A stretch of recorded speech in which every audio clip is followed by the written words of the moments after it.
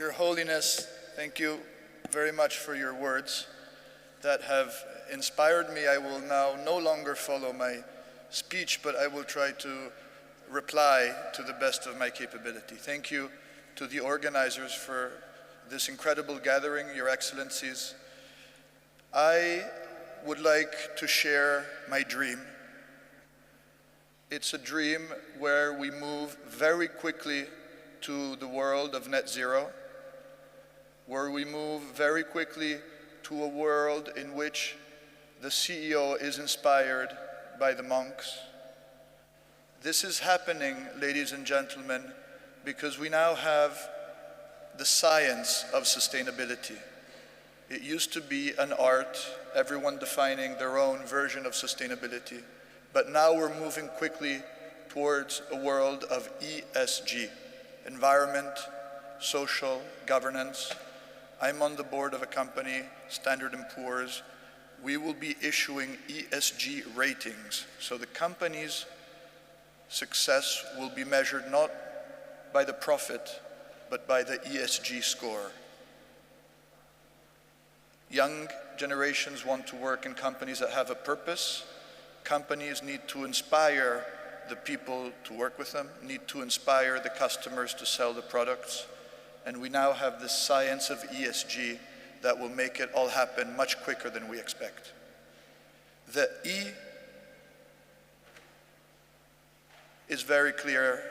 We have to stay within 1.5 degrees. We have to get to net zero.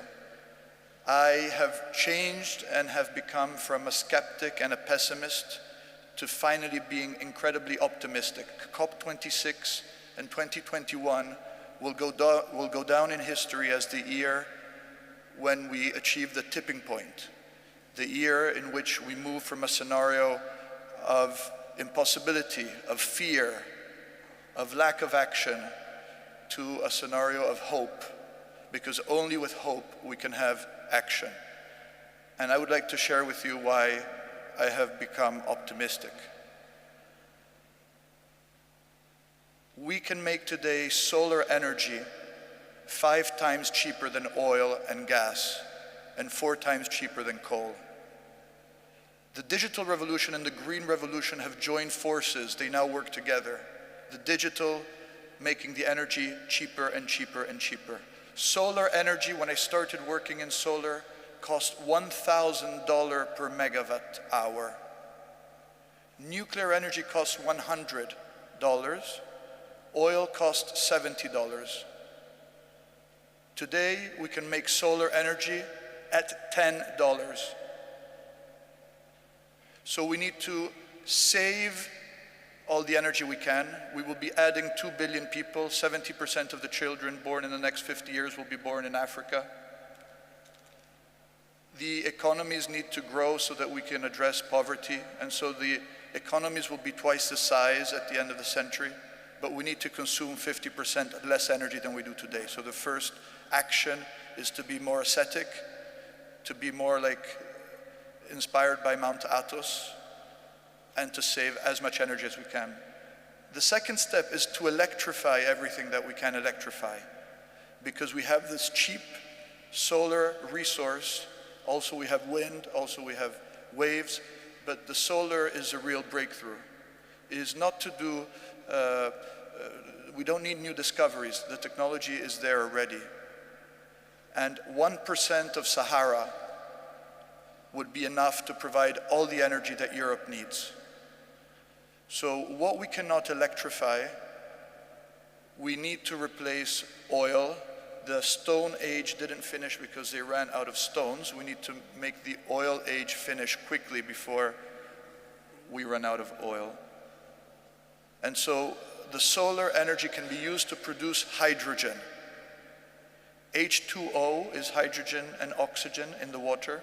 We can use the solar energy to split the oxygen from the hydrogen, and we generate a fuel that behaves like coal, like gas, like oil, so it has the same versatility, but it's 100% renewable. When you burn hydrogen, you only get water as a consequence.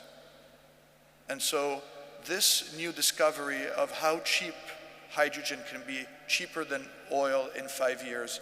This is what we are bringing as our offering to COP. We have joined forces with some of the world's biggest companies, 7 of us, and we have made a pledge. We will bring this to the Youth COP in Milan and then to Glasgow, to make green hydrogen cheaper than oil in 5 years.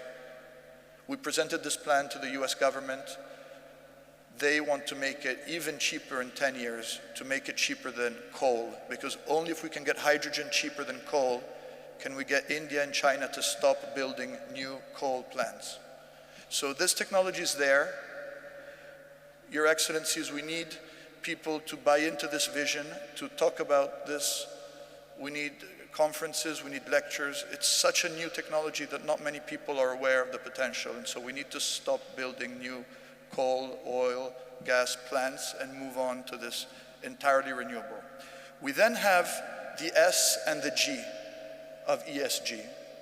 The G, there's a lot of literature on governance. There's events where we create protocols, where we share information, where we avoid the pseudoscience. So G is very positive and very healthy and necessary.